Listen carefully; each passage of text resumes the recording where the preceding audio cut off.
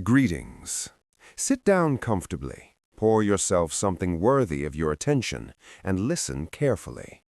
While the amateurs on Wall Street are busy reading tea leaves on flickering charts, I'm going to show you the actual blueprints of the most profitable architecture in the world. And no, I'm not talking about tech giants from Silicon Valley. We are going to talk about your empty pockets. This is the real game. Most of you live in a cozy illusion that the market is about stocks, bonds, or volatile crypto. Error. Let me enlighten you. The most profitable asset for the banking system is your inability to pay for an unexpected car repair on a Wednesday night. Right now, millions of people around the world are paying a secret tax that you won't hear about on the news or read about in IRS reports. If your bank balance is less than $1,000, I guarantee you everything in your life, from basic toilet paper to financial services, costs you 3 times more than it does for a millionaire. This isn't just a streak of bad luck or bad karma. It is a mathematical trap designed with flawless precision. The system is not interested in your success. It wants your lifetime subscription to survival. Today, I will expose the equations that force you to run on this wheel faster and faster just to stay in the same place. This knowledge is your only chance to stop being prey in this predatory ecosystem. Let's start with the foundation, a classic that everyone who doesn't want to be cheated must know. Sam Vimes' boots theory. Imagine 2 players on this chessboard. The first, let's call him the wealthy one, buys high-quality leather boots for $50. They will last him 10 years, remaining dry and reliable. The second player, our poor man, has only $10 in his pocket. He cannot afford quality, so he buys a cheap cardboard imitation that will fall apart after the first serious rainstorm. A year later, he buys the same ones again for $10, and the year after that. After 10 years, our poor man has spent $100, but he still has wet feet and an empty wallet, while the wealthy player saved $50 and kept his comfort. Large corporations and retailers love this cycle. They intentionally implement planned obsolescence even in basic necessities. It is not profitable for them to sell you a product once a decade. They need you to pay them a replacement tax every 6 months. Your forced need for cheap goods is their infinite sales funnel, where you voluntarily surrender your future for the illusion of saving in the moment. But let's go even deeper, to things so mundane they might seem embarrassing to discuss, yet that is where your money is buried. Toilet paper. If you have an extra $50, you go to a wholesale hypermarket and buy a mega pack. In this case, 1 roll costs you 50 cents. But if you live in the paycheck-to-paycheck rhythm, you don't have that $50 to freeze in paper inventory. You only have $4. You go to the nearest corner store and buy a 4-pack, giving away $1.50 per roll. You're paying 300% more for the exact same product simply because you don't have the starting capital for storage. In my world, we call this arbitrage on poverty. Companies act like skilled hunters. They intentionally avoid opening large discounters in poor neighborhoods, creating so-called food deserts. They know you don't have a car or the time to travel far, so they lock you in the guaranteed super profit zone of local shops. The math is relentless. If you are poor, your personal inflation rate is always higher than that of the rich, because you are forever cut off from the advantages of economies of scale. Now, let's move to my favorite topic, the banking grift. This is where the cynicism of the system reaches its peak. If you keep $10,000 in your account, the bank rolls out the red carpet. No fees, free checks, personal managers. But if you're on the edge and you only have $20 left and a forgotten subscription charges you $25, that's when the hunt begins. The bank doesn't just take your last $5, it hits you with a $35 overdraft fee. Think about that number. You effectively borrowed $5 from the bank for one day, and it cost you $35. In the world of finance, this is called an APR of 700%. If some street loan shark in a dark alley offered you those terms, he'd be arrested the same day. But when a respectable financial institution in a glass skyscraper does it, it's called standard service policy. Banks openly classify low-balance customers not as partners, but as fee revenue generators. To you, you aren't an investor. You are an oil well being pumped for the last drops to pay interest on the deposits of those who are already wealthy. And if you think this is only a matter of numbers, you are deeply mistaken. It is a matter of biology. Did you know that financial stress physically makes you dumber?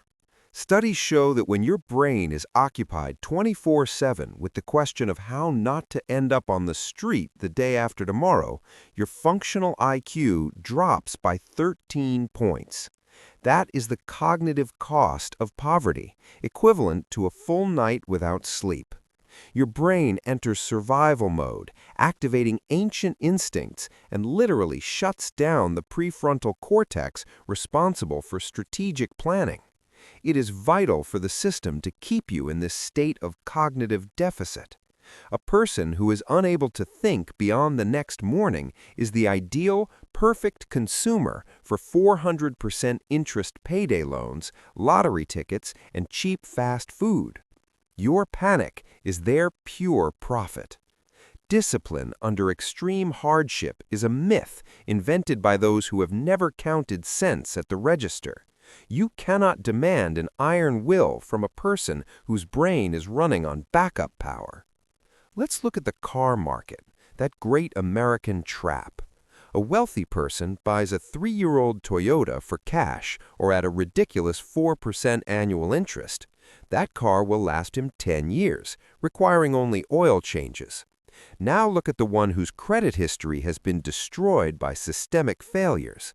He needs a car to get to work, otherwise he will lose even the meager income he has. He goes to a shady buy here, pay here lot where they sell him a high-mileage clumper whose fair price is $4,000 for $8,000. But that's just the beginning. Because of his high risk, they roll out an interest rate of 24% per year. By the end of the term, he will have paid $15,000 for a piece of junk that will likely die completely before the last payment is even made. These loans are then packaged into complex financial instruments where large institutions make cynical bets on you failing your payments. It is profitable for them to repossess that car and resell it to the next poor soul.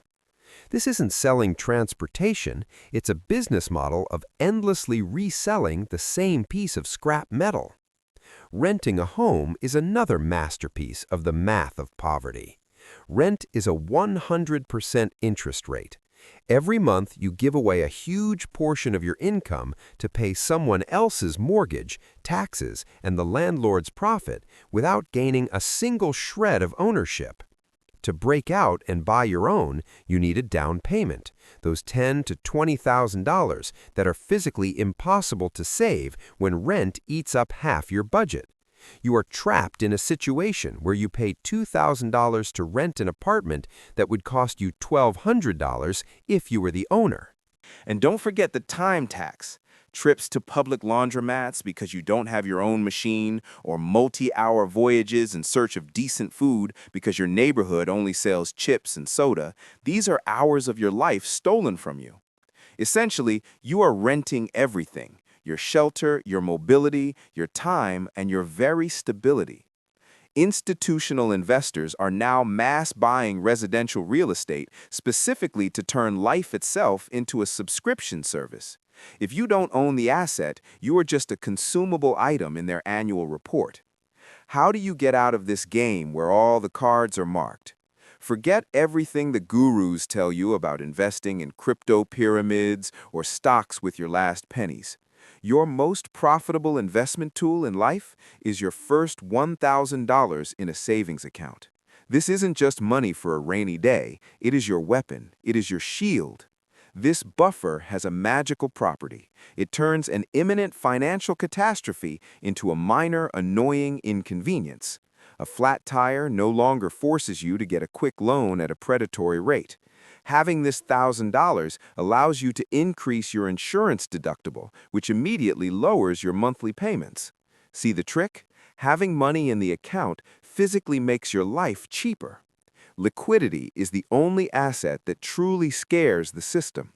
When you have this reserve, you become a bad customer for banks and corporations. You don't pay late fees, you don't take payday loans, and you stop making impulse purchases under the influence of stress. You start making decisions not out of fear, but like a cold-blooded CFO of your own life. The math of poverty is not your personal fault. It is an architectural feature of the system we all live in. But now that I've shown you these blueprints, you no longer have excuses for inaction. You should get angry at these numbers. Use that anger to build your buffer. Your task for today is simple and deadly important. Audit your life and find at least one vampire expense, that very tax on poverty you are paying right now.